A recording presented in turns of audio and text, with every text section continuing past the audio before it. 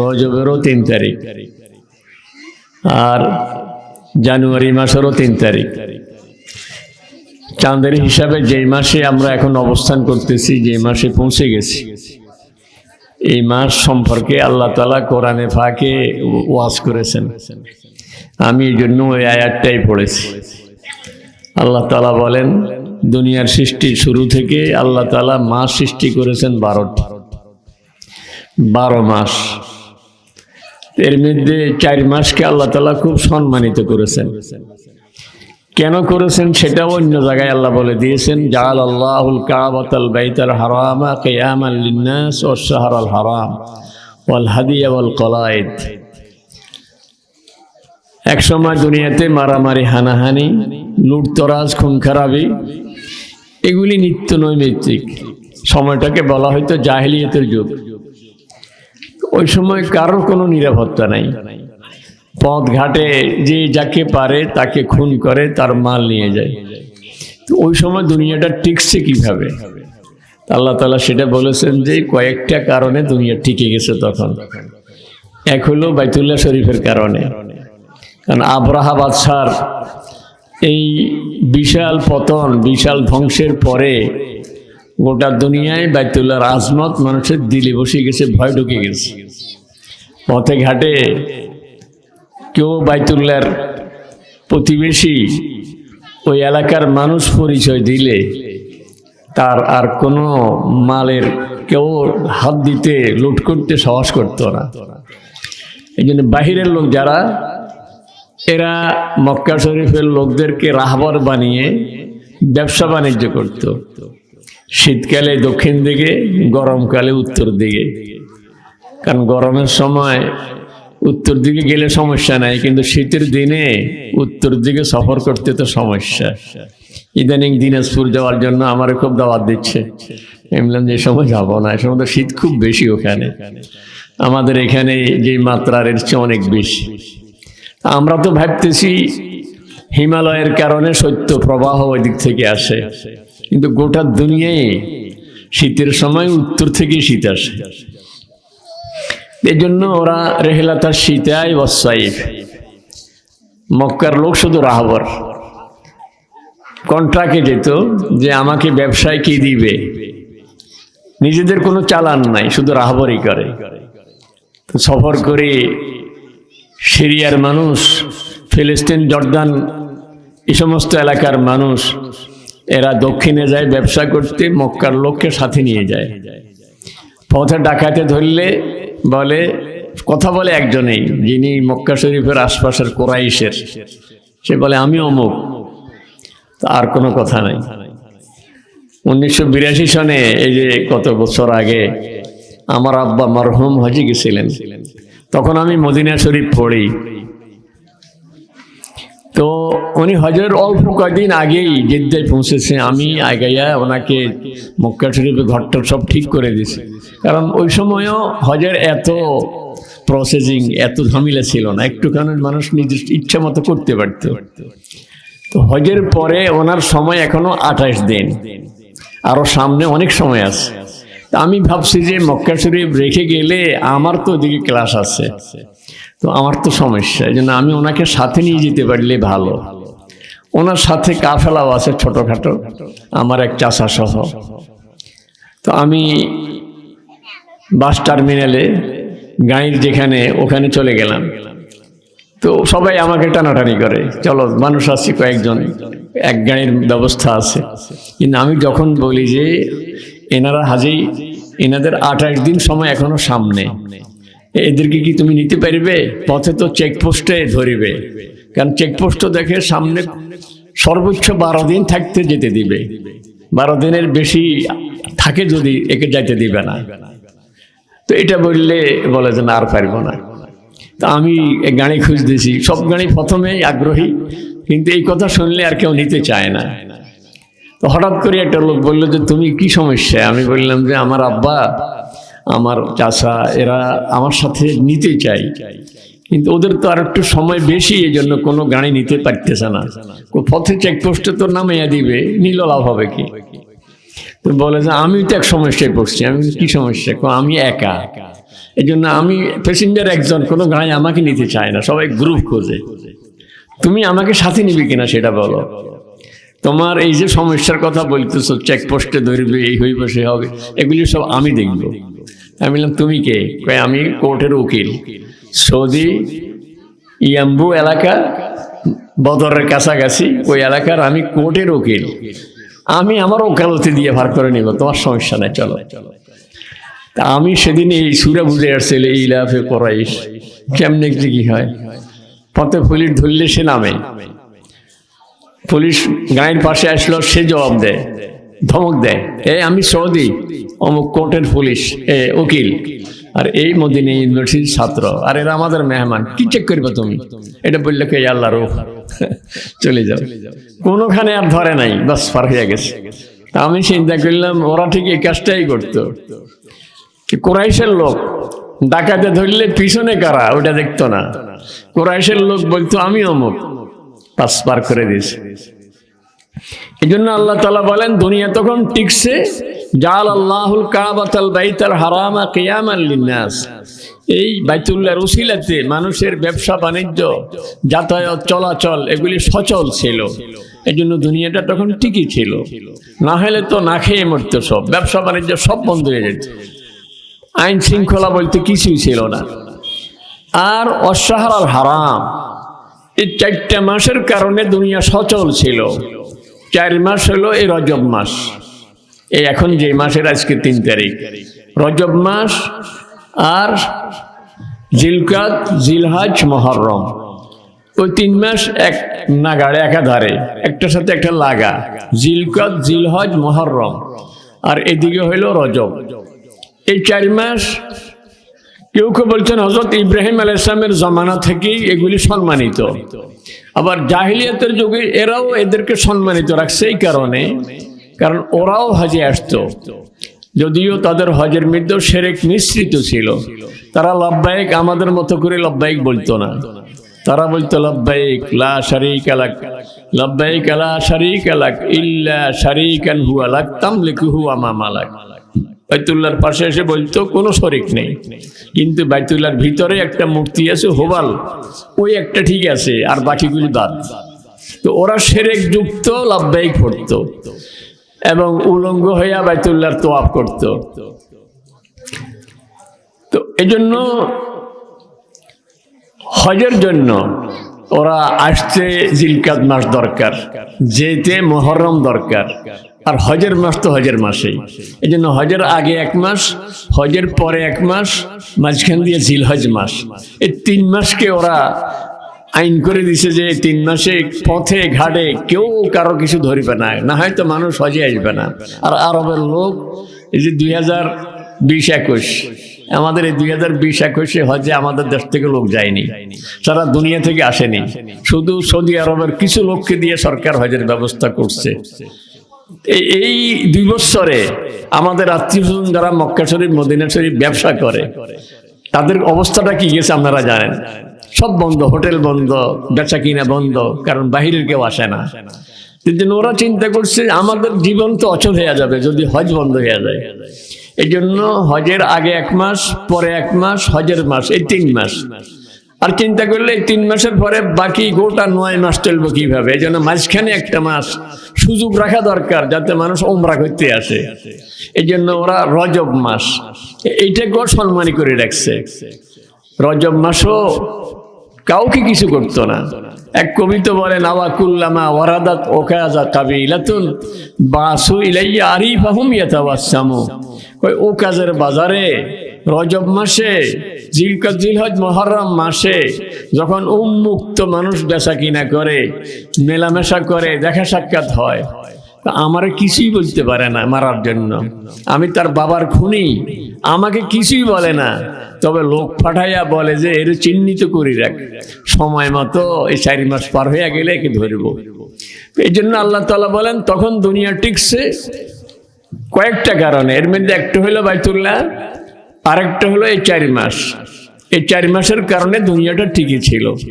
ইসলাম এসে এই কথাটাকে ঠিক রাখছে যে 4 মাস আগ থেকে যেরকম সম্মানী, আল্লাহ তাআলা ঘোষণা দিয়েছেন মিনহা আরবাতুন হুরুম, এর মধ্যে 4টা মাস বড় সম্মানী মাস। এই হলো রজব মাস, আর জিলকদ, জিলহজ, মুহররম মাস, এই 4 মাস। এখন এই 4 মাসে আমাদের করণীয় কি সেটা আল্লাহ তাআলা বলে দিয়েছেন। বলতেছেন ফালা তাজলিমু ফীহিন্না আনফুসাকুম। 4 মাসে যেটা করণীয় আল্লাহ তাআলা বলেন, এই 4 মাসে সবাই সব গুনাহ ছেড়ে দাও, সব গুনাহ ছেড়ে দিব।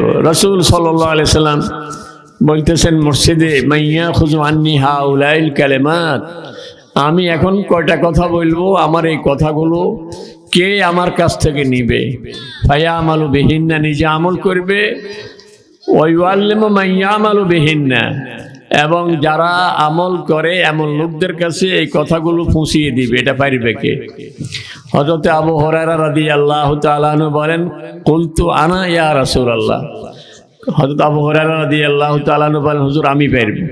ফাআখাযা বিয়াদি, রাসূল সাল্লাল্লাহু আলাইহি ওয়াসাল্লাম আমার হাত ধরলেন। ফাআদ্দাহুন্না খামসা, গনে গনে 5টা কথা বললেন। কি বললেন? 1 নম্বরে বললেন, আবু হুরায়রা শুনো, ইত্তাকিল মাহারিমা তাকুন আবাদান নাস, তুমি গুনাহ ছেড়ে দাও তো তুমি সব ছেড়ে বড় আল্লাহওয়ালা হয়ে যেতে পারবে। আমরা যদি সবাই নিয়ত করি যে গুনাহ করব না, আর বাকি জীবন, অতীতের জীবন যেভাবে গেছে বাকি জীবনটা গুনাহ মুক্ত রাখবো, ইবাদত যতটুকু পারি করব, গুনাহ মোটেও করব না। আমার রাসূল সাল্লাল্লাহু আলাইহি ওয়াসাল্লাম বলতেছেন, ইত্তাকিল মাহারিমা, তুমি গুনাহ ছেড়ে দাও, তাহলে তুমি সব ছেড়ে বড় আল্লাহওয়ালা হয়ে যেতে পারবে। 2 নম্বর, ওয়ারদা বিমা কাসামাল্লাহু লাক তাকুন আগনান নাস, আল্লাহ তাআলা যতটুকু বরাদ্দ রেখেছেন এটার উপরে তুমি সন্তুষ্ট হও। আমার বরাদ্দ মিস হওয়ার, এটা ফেল করার, এটা ব্যর্থ হওয়ার কোনো সুযোগ নেই, কারণ আমার বরাদ্দটা 4 বারে। একটা হলো তাকদীরে আজালি, গোটা দুনিয়া সৃষ্টির আগেই আল্লাহ তাআলা কোটি কোটি বছর আগে জানতেন যে আমার জন্ম কবে হবে, আমার মৃত্যু কবে হবে, আমি কি খাবো, কতটুকু খাবো, কোন বেলায় কি খাবো, সব কিছু আল্লাহ তাআলা আগেই নির্ধারিত করে রেখেছেন। এটা হলো তাকদীরে আজালি। অনেক সময় কথা কথায় আমরা বলি না, ভাই এটা আমার আজলে ছিল, করার কিছু নেই, এই বিপদ এইভাবে হয়ে গেছে। আজল মানে সৃষ্টির আগে, সবকিছু সৃষ্টির আগে আল্লাহ তাআলা জানতেন, এজন্য সব লাওহে মাহফুজে লিখে রেখেছেন। একটা তাকদীরে আজালি। আরেকটা হলো আমার মায়ের গর্ভে 4 মাস পার হওয়ার পরে, 4 মাস আমার কোনো নড়চড় নেই, আমার মাও জানে না যে আমি দুনিয়াতে আসছি কি, আসবো কি আসবো না, বলতে পারতেছে না। 4 মাস পরে ফেরেশতারা আমার রূহ নিয়ে আমার মায়ের গর্ভে যখন আসছেন, তখন আল্লাহ তাআলাকে বলছেন যে আল্লাহ, রূহটা তো সংযোগ দিচ্ছি। যেরকম ঘরের মধ্যে কারেন্টের লাইন সব, এখন সংযোগ দেওয়ার জন্য অফিস থেকে লোক আসে, ফেরেশতারা এসে বলে আল্লাহ তার এই শরীর তো তৈরি হয়ে গেছে, তো রূহ সংযোগ দিচ্ছি, কি কি লিখে দিব? বল লেখো তার হায়াত কত হবে, তার রিজিক কি হবে, আর শাকিয়্যুন নাম সাঈদ, সে কি ভালো হবে কি খারাপ হবে, এগুলি লিখে দাও। এই জন্য আমার হায়াত 1 সেকেন্ড বাড়ানোর কমানোর কোনো সুযোগ নেই। গোটা দুনিয়ায় আমাকে মারতে চায় কিন্তু আমার হায়াত রয়ে গেছে, পারবে না। গোটা দুনিয়ায় আমাকে রাখতে চায় কিন্তু আমার হায়াত পুড়ে গেছে, পারবে না। কোটি কোটি টাকার মালিক করোনায় মারা গেছে, বলা যাওয়ার আগে বলছে দেখোস না কোনো রকম বাঁচান যায়নি, আমারে টাকা যত লাগে আমি দিব, পারবে না কেউ। এরপরে এই যে আমার রিজিক বরাদ্দ হয়ে আছে, তখন তাহলে একটা হলো তাকদীর আজালি, আর এই সময় যে তাকদীর বরাদ্দটা, আমার বাজেট কি, এটা হলো তাকদীর উমরি, আমার জীবনের বাজেট। ওই দিন যেদিন আমার রূহটা শরীরের সঙ্গে ফিট করা হয়েছে, সংযোগ দেওয়া হয়েছে, কানেকশন দেওয়া হয়েছে, ওদিন ওটা লিখে দেওয়া হয়েছে। তাহলে এই তাকদীর 2 বার, একই তাকদীর। প্রথমে যেটা ওটাই ফিক্সড, দ্বিতীয়বার আবার রিনিউ হচ্ছে, তৃতীয়বার প্রতি বছর শবে কদরে, লাইলাতুল কদরে, এই 1 বছরের জন্য যে বাজেট গত রমজানে আমার বাজেট হয়ে গেছে 1 বছরের। এই বছরে আমার জন্য কি বাজেট আছে? আমার নাম মৃতদের তালিকায় না জিন্দাদের তালিকায়। এখনো তো সবে কদর সামনে, এর ফাঁকে কে কে চলে যাবে, কে কে থাকবে পুরো সবে কদর পর্যন্ত। গত সবে কদরে এই তালিকা হয়ে গেছে, কি খাবো না খাবো। এটা হলো তাকদীর হাওলি, এটা হলো তাকদীর হাওলি বাৎসরিক। প্রতিদিন আজকে যে ফেরেশতারা ডিউটি করতেছেন, এদের কাছে আজকে আমার বরাদ্দ যেটা, সেটার একটা তালিকা এদের কাছে আছে। আমার ঘরে একটা খাবার আজকে পাক হয়নি, রান্না করা হয়নি, আমি জানিও না যে আজকে এই খানাটা আমার ভাগ্যে আছে। ঠিক খাওয়ার মুহূর্তে হয়তো কোনোখান থেকে এসে চলে আসবে, কেউ হয়তো পাঠাইয়া দিয়েছে, কেউ নিয়ে আসছে, হোটেল থেকে হোক, কারো ঘর থেকে হোক। কারণ ফেরেশতাদের কাছে আমার আজকের খাবারের তালিকা আছে। এটা হলো তাকদীর ইয়াউমি। তাহলে তাকদীর আজালি, তাকদীর উমরি, তাকদীর হাওলি, তাকদীর ইয়াউমি, এই 4টা তাকদীর আমার 4বারে রিনিউ হয়েছে। এটা কোনোভাবেই ফেল করার, মিস যাওয়ার, এটা ছুটে যাওয়ার কোনো সুযোগ নেই। এই জন্য আল্লাহর হাবিব সাল্লাল্লাহু আলাইহি ওয়াসাল্লাম হযরত আবু হুরায়রা রাদিয়াল্লাহু আনহুকে বলতেছেন, আবু হুরায়রা, তুমি আল্লাহর পক্ষ থেকে বরাদ্দ একেবারে নির্ধারিত, তুমি শুধু খুশি থাকো যে আল্লাহ যা বরাদ্দ রাখছে আমি আলহামদুলিল্লাহ। তাকুন আগনান নাস, তুমি সবচেয়ে বেশি সুখী হবে, মনে খুশিতে ভরপুর থাকবে, মন পেরেশানি মুক্ত থাকবে, মনে কোনো পেরেশানি নেই, বরাদ্দ যাতা। 3 নম্বরে ওয়া আহসিন ইলা জারিকা তাকুম মুমিনা, তুমি তোমার প্রতিবেশীর সাথে ভালো ব্যবহার করো। প্রতিবেশীর রিপোর্টে যে ভালো, সেই ভালো। ওমর রাদিয়াল্লাহু তাআলা আনহু একটা লোক সম্পর্কে জানতে চেয়েছেন, অমুক কেমন। একজনে বললেন, উনি খুব ভালো মানুষ। কয় যে তুমি কি তার প্রতিবেশী নাকি? কয় না।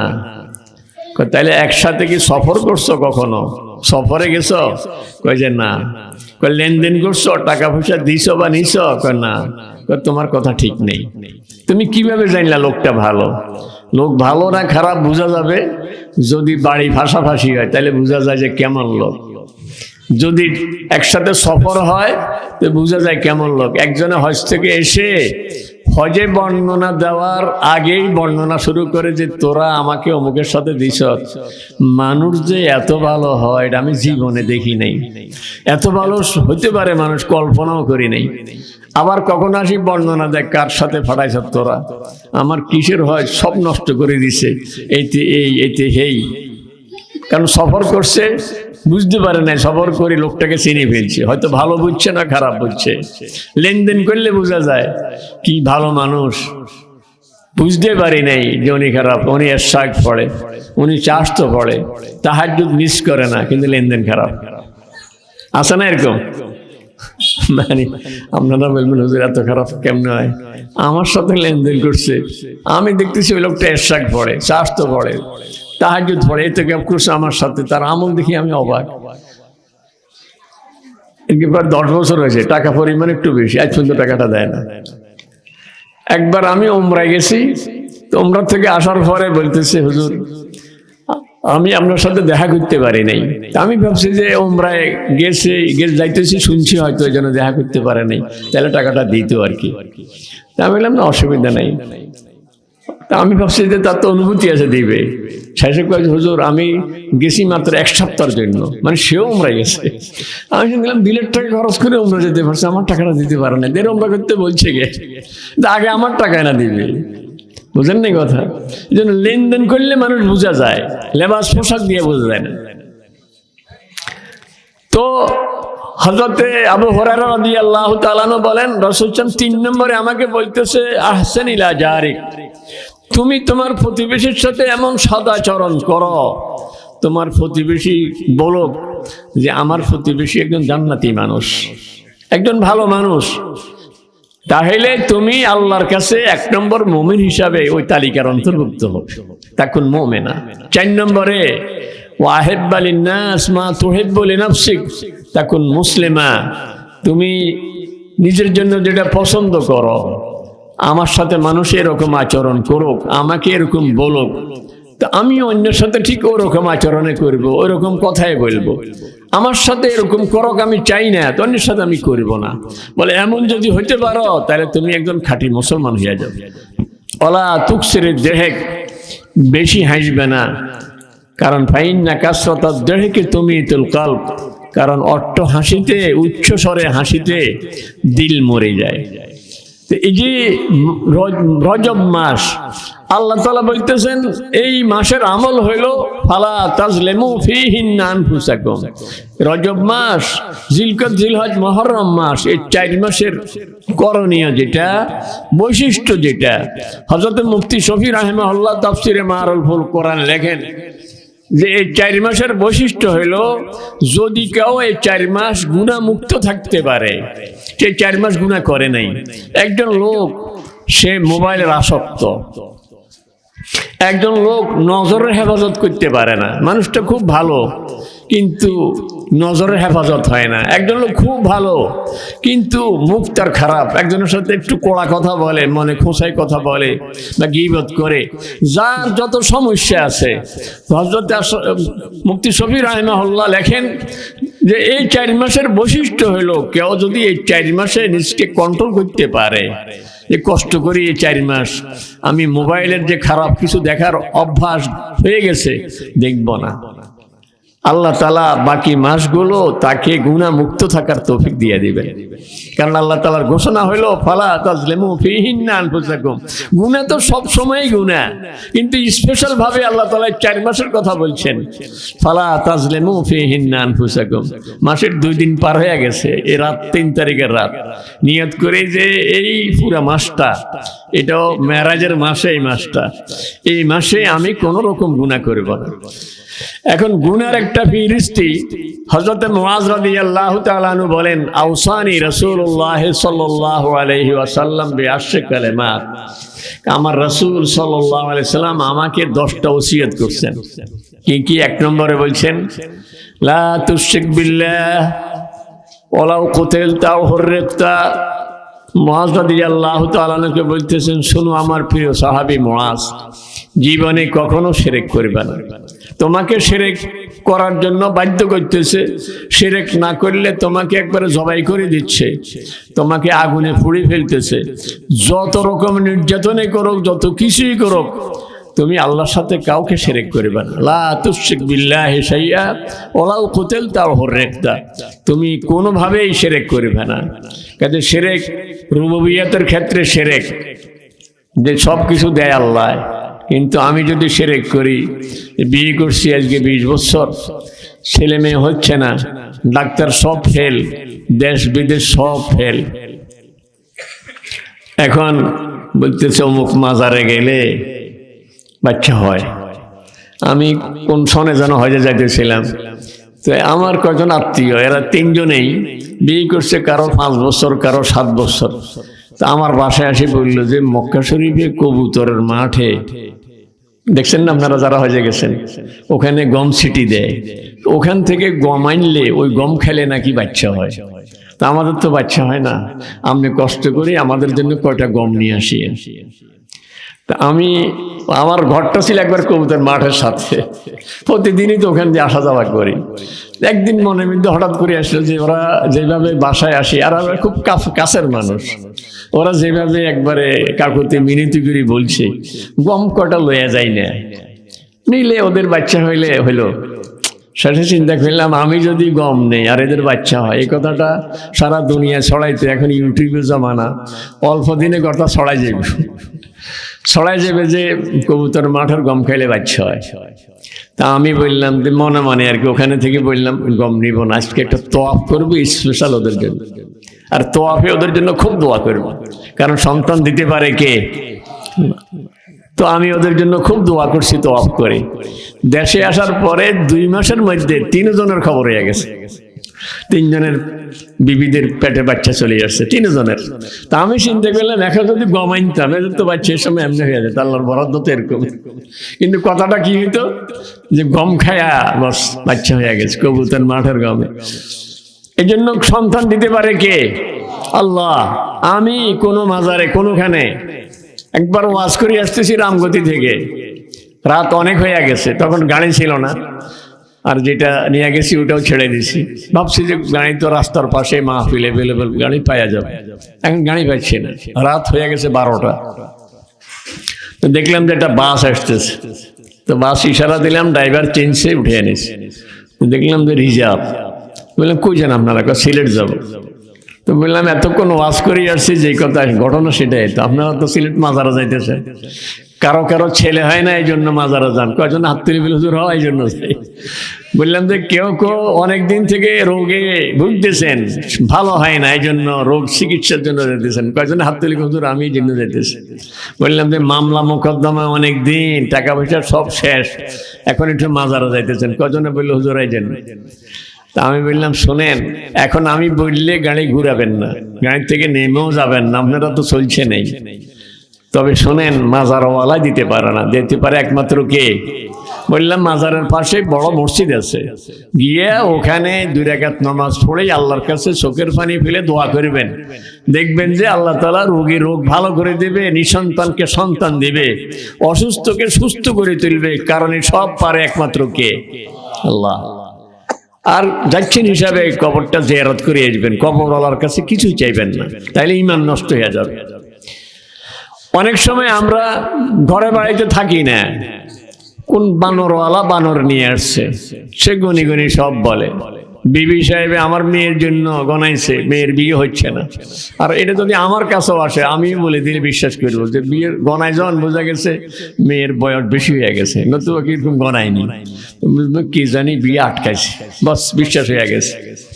এটার জন্য গনান বাবা 500 টাকা, আর তাবিজ একটা 500 টাকা, 1000 টাকা খরচ করছে। ফাঁকে দিয়ে আমার জন্য হয়তো তাবিজ একটা রোয়া দিচ্ছে, কারণ আমার মাঝে মধ্যে পেট ব্যথা হয়। বানরে জিজ্ঞাসা করছে, আর বলছে যে বাইরের কে কি করছে, খামাখা বাড়িতে একটা ফেতনা লাগাই দিচ্ছে।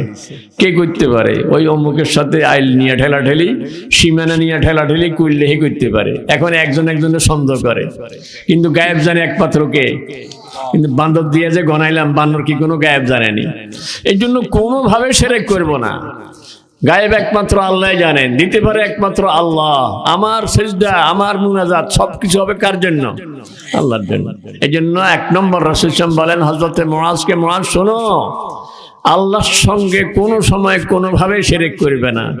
যদি তোমাকে আগুনে পড়ে, যদি তোমাকে কতল করে, তারপরও শিরক করবে না। 2 নম্বরে ওয়ালা তাউকান্না ওয়ালিদাইক ওয়া ইন আমারাকা আন তাখরুজা মিন আহলিকা ওয়া মালিক। মা বাবার অবাধ্য হবে না। সেদিন একজনে বলতেছে, হুজুর মার জন্য ঘর করে দিস, মায়ের সাথে একটু তাদের দূরত্ব, ওরা ভাই 3 জন একদিকে, মা একদিকে, তো মার জন্য আলাদা ঘর করছে। এখন ওরা নিচতলা রেডি করছে, দোকান বানাবে, মা আসি ঘরে উঠে গেছে, ওই রুমগুলিতে মার্স।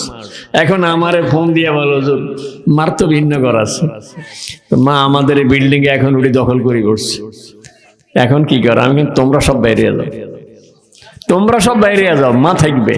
আমি কি করি বলবো যে মারে বাইর করে দিব, মা থাকবে ঘরে, তোমরা বাইরে। মার জন্য তো ঘর করছি, আমি ঘর করলে করছো, মার এটা পছন্দ হয় না, ওই ঘর হয়তো সুন্দর হয় না, মা থাকবে। এই জন্য রাসূল সাল্লাল্লাহু বলেন, মুআজ শোনো, মা বাবার অবাধ্য হবে না কোনোভাবেই। ওয়াইন আমারাকা আন তাখরুজা মিন আহলিকা ওয়া মালিক। যদি মা বাবায় মাল ছেড়ে দিয়ে বের হয়ে যেতে বলে, বিবি ছেড়ে দিতে বলে, তারপরও মা বাবার অবাধ্য হবে না। 3 নম্বরে বলতেছে ওয়ালা তাতরুকান্না সালাতাম মাকতুবাতাম মুতাআম্মিদা। মুআজ শোনো, ইচ্ছাকৃত কোনো ফরজ নামাজ কখনো ছাড়বে না। আমরা মদিনা শরীফ পড়ার সময় ইন্ডিয়ান একজন কথা প্রসঙ্গে, মানে ওস্তাদ বলতেছিলেন, রাসূল সাহেবের হাদিস হলো আলাহাদুল্লাযী বাইনানা ওয়া বাইনাহুম আস-সালাত, মানে আমাদের আর কাফেরদের পরিচয়ের যেই মাধ্যমটা, সেটা হলো সালাত। নামাজ পড়লে মুসলমান, নামাজ না পড়লে কাফের। বুঝতেছেন না কথা? রাসূল সাহেব বলছেন আমাদের পরিচয়ের জিনিসটাই হলো কি? সালাত। তো এক ইন্ডিয়ান ছাত্র বলো, ওস্তাদ রাসূল সাহেবের জমানায় নামাজ পড়ে নাই কেউ, তারে কাফের রাসূল বলছেনি। ওস্তাদ এমন ক্ষিপ্ত হয়ে গেলেন, তুমি এই কথাটা কেমনে তোমার মুখ দিয়ে আসলো? রাসূল সাহেবের সাহাবী নামাজ পড়েন, ওই জামানায় কেউ নামাজ পড়ে নাই, আল্লাহ রাসূল তারে কি বলছেনি? কাফের বলছেন, তোমার মুখ দিয়ে কথাটা আসলো কেমনে? ওই সময় কেউ কল্পনাই করে নাই যে মুসলমান নামাজ, এমনকি মুনাফিক চিহ্নিত মুনাফিক তারাও মসজিদে চলে আসতো, কারণ নামাজ না পড়লে তো একবার ধরা খাওয়া যায় যে সে কাফের। এই জন্য রাসূল সাল্লাল্লাহু আলাইহি ওয়াসাল্লাম বলেন, তুমি কখনো ফরজ নামাজ ইচ্ছাকৃত ছাড়বে না, কারণ ফামান তারাকা সালাতান মাকতুবাতান মুতাআম্মিদান ফাকাদ বারিয়াত মিনহু জিম্মাতুল্লাহ, যদি কেউ ফরজ নামাজ ইচ্ছাকৃত ছেড়ে দেয় তাহলে তার ব্যাপারে আল্লাহর কোনো দায়িত্ব থাকে না। আমি যদি নামাজগুলি পড়ি তাহলে আমি আল্লাহর দায়িত্বে। ফজর পড়ে ঘর থেকে বের হয়ে ঢাকা যাচ্ছি, আমি কার জিম্মায় আছি? আমি আল্লাহর জিম্মায়। এসা পড়ে ঘুমিয়ে গেছি, সারা রাত আমি আমার আল্লাহর জিম্মায়। ফজর পড়ে বের হয়েছি, আমি আল্লাহর জিম্মায়। জোহর পড়ে বের হয়েছি, আমি 5 ওয়াক্ত নামাজ যদি পড়ি তাহলে আমার উপরে আল্লাহর ছায়া থাকে, রহমতের ছায়া থাকে, আল্লাহর জিম্মাদারি আমার ব্যাপারে থাকে। আর রাসূল স্পষ্ট বলে দিয়েছেন, যদি ফরজ ছেড়ে দাও তো তোমার সাথে আল্লাহর কোনো দায়িত্ব থাকে না। 4 নম্বরে বলতেছেন, ওয়ালা তাশরাবান্নাল খামর ফাইন্না শুরবাল খামরে রাসু কুল্লি খাতিয়া, কইছে নেশা করিও না কোনো সময়। এখন তো সমাজের ভিতরে ভিতরে আল্লাহর রহমতে ইদানিং মনে হয় একটু চাপ আছে। মাঝখান দিয়ে যেভাবে বাড়তেছিল, আমার লক্ষ্মীপুরে আইন শৃঙ্খলার মিটিংয়ে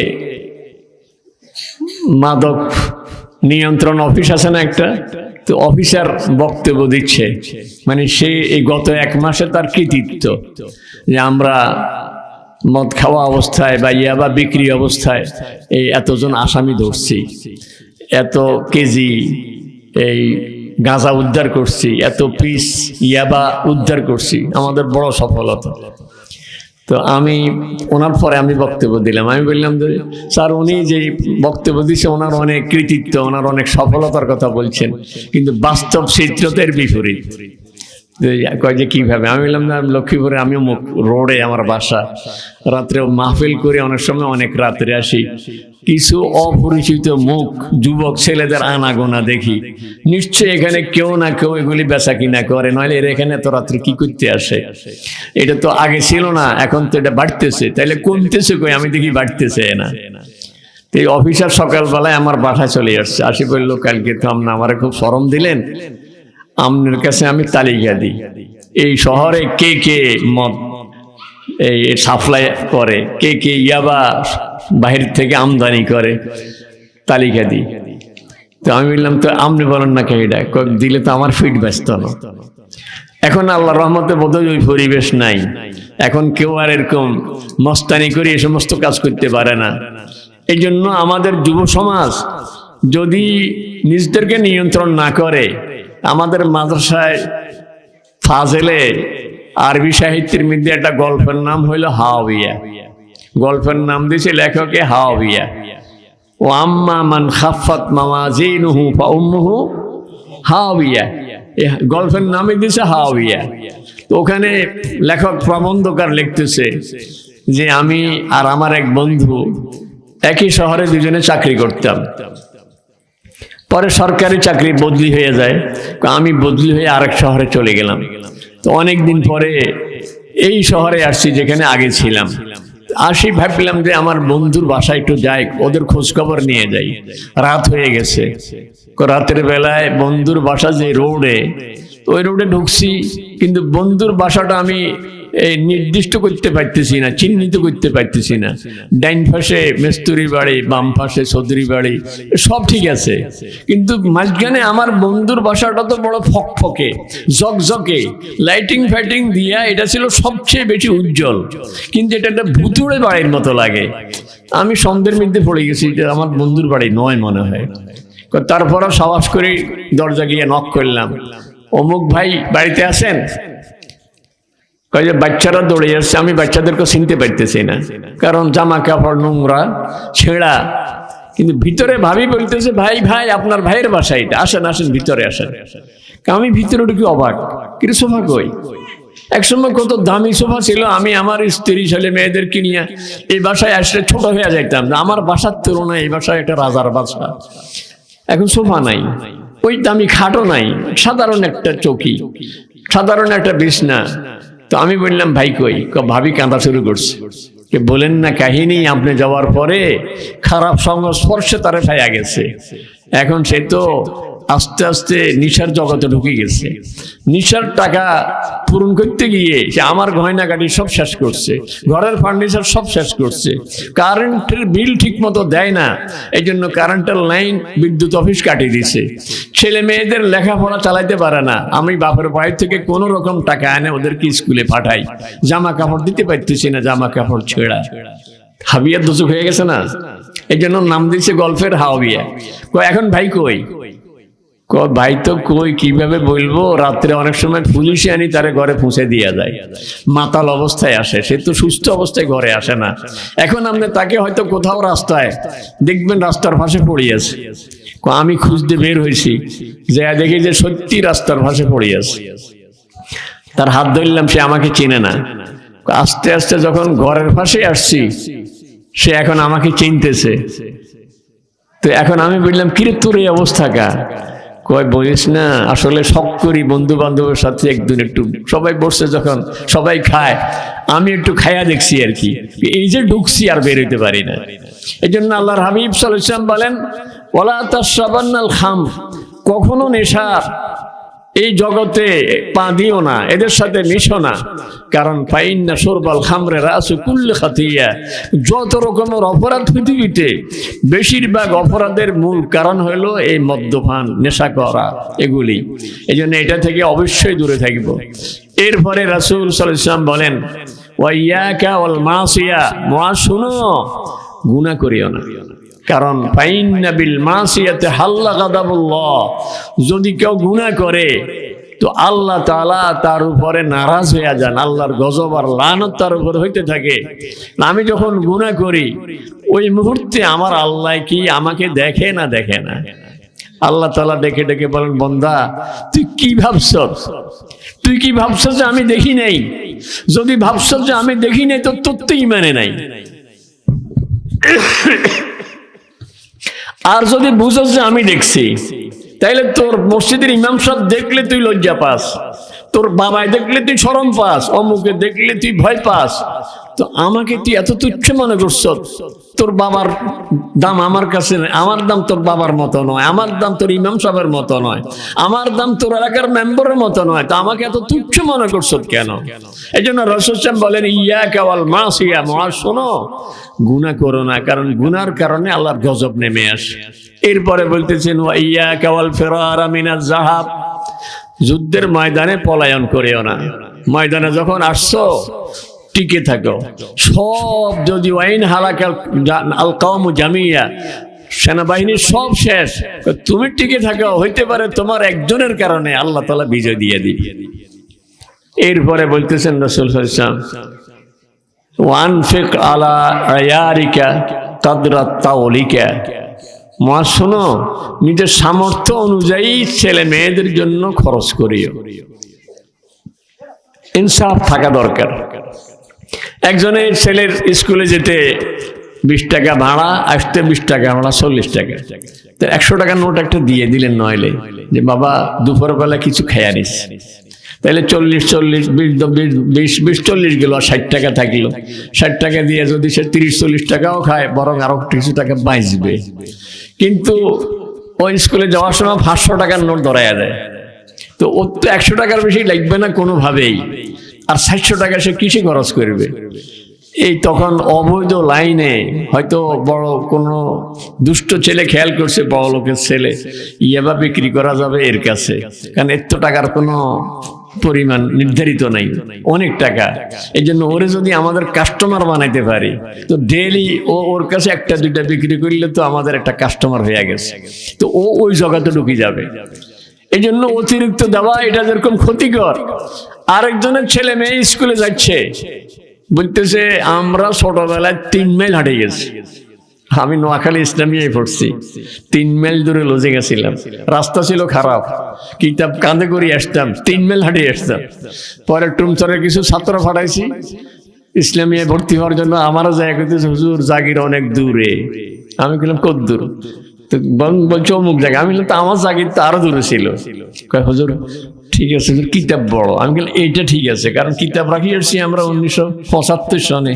কিতাবে কোনো আস্তে আস্তে বড় হয়েছে না, নি পোলাজির দুধ দেখছেন, এটা অন বড় হয়েছে না। কষি আর শরম পাই গেছে, কারণ কিতাব তো বুখারী শরীফ আগের হয়ে চাইছে। বরং এখন কেউ কেউ হয়তো আর একটু ছোট করছে, বড় তো আর কেউ করে না। এখন আমি যদি ওই হিসাব আমার বাচ্চার সঙ্গে করি, 3 মাইল হাঁটি যাবি, আমরা হাঁটি গেছি, আমরা জুতে হাতে করে গেছি, কারণ কাদা ছিল বেশি। ইসলামে আসতেছি মানসার দিকে, কাদা এত বেশি, সাথে পাশে ছিল খাল, বেড়ি, পাশে খাল তো অনেক নিচে, পা ধুইয়া উঠছি। তো ওই অভ্যাস থেকে যে লোক আসতেছে সে তো খাল দেখে নাই, তার দৃষ্টিতে আমি অভ্যাস থেকে আসছি। আমার ধরে গায়ে, হুজুর কথা গোপন করিয়েন না। আমি আশ্চর্য, আমি কি আপনি ওইভার থেকে ওই ফাড়ে এক কাঁক দিয়ে হারাইছেন, মানে হের ধারণা যে আমি এটা বুজুর্গ আর মানুষ আর কি, খালের ওই ফাড়ের থেকে এই ফাড়ে চলে আসছি এক কদম দিয়ে। আমি বললাম কি বললাম না, আমি ফাঁদ হয়েছি নিচে, কেন হুজুর কথা গোপন করিয়েন। আমি বললাম হারে, যদি এই সময় বলতাম যে ভাই কারা কাছে কইেন না, তো সেদিন থেকে তো ফিরছে হয়ে যেতাম, বুঝলেন না। পথে ফাঁদ ধুইয়া, খালে নাই না ফাঁদ ধুইয়া তারপরে মানুষে আসতে হইতো। কিন্তু আমি যদি এখন এই হিসাব করি, আমার বাচ্চারে বলি যে হাঁটি যাবি, হাঁটি যাবি, বাচ্চা নষ্ট হয়ে যাবে। টাকা বেশি দিলে যেরকম সমস্যা, কম দিলেও সমস্যা। একটা খুব ভালো মানুষের ছেলে আমার মার্কাজ মসজিদের ঘড়ি চুরি করছে, আমার লক্ষ্মীপুরের, আরো কিছু চুরি করে নিয়েছে, সে আরেকখান থেকে কিছু চুরি করছে। তো হেরে মুরব্বীরা খুঁজি পায় না। আমি একদিন মানসার থেকে আসতেছি, হঠাৎ করে দেখি বাচ্চা একটা আমারে দেখি রিক্সার মধ্যে মাথা একবারে নিচের দিকে দিয়ে ফাঁ চুলকায়। আমার সন্দেহ হয়েছে, আমি রিক্সারে ঘুরিয়ে তারা ধরছি, ধরি বাসা নিয়ে আসছি। বাসা নিয়ে আসি, যখন খবর নিলাম দেখলাম যে তার নষ্ট হওয়ার পিছনে কারণ তার মা বাবা ওরে এত মানে খিচিয়ে রাখছে, এত অভাবের মধ্যে রাখছে, ও মানে অভাবে স্বভাব নষ্ট হয়ে গেছে, অভাবে স্বভাব নষ্ট হয়ে গেছে। এই জন্য রাসূল সাল্লাল্লাহু আলাইহি ওয়াসাল্লাম হযরত মুআজকে বলতেছেন, মুআজ শোনো, ওয়ানফিক আলা আয়ারিকা বিকদরি তাওলিকা, তোমার সামর্থ্য যতটুকু আল্লাহ দিয়েছে তুমি বাচ্চাদের পিছনে খরচ করিয়া, বাজার সাজার, খাওয়া দাওয়া, পোশাক আশাক, জুতা, যেটা যেটা দরকার, ইসরাফ করিও না, অপচয় করো না, কিন্তু সামর্থ্য অনুযায়ী যতটুকু দরকার।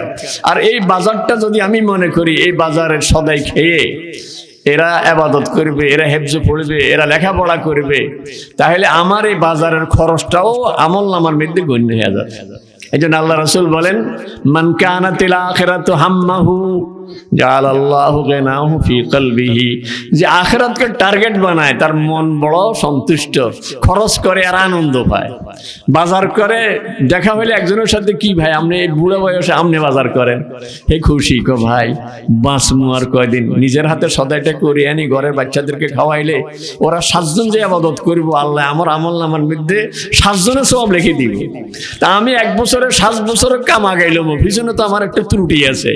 কিন্তু যে ওয়ামান কানাতিদ দুনিয়া হাম্মাহু জাআলাল্লাহু ফাকরাহু বাইনা আইনাই, কিন্তু যার দুনিয়া টার্গেট, দেখা হইলে ভাই আপনি বুঝি এখনো বাজার করেন, কো ভাই বলেন না, দুঃখের কথা, ফলাফান মানুষ ন, এ আমারে কষ্ট করন লাগে, তো তার পরেশানি বাড়ে, কিন্তু বাজার তো করাই লাগে।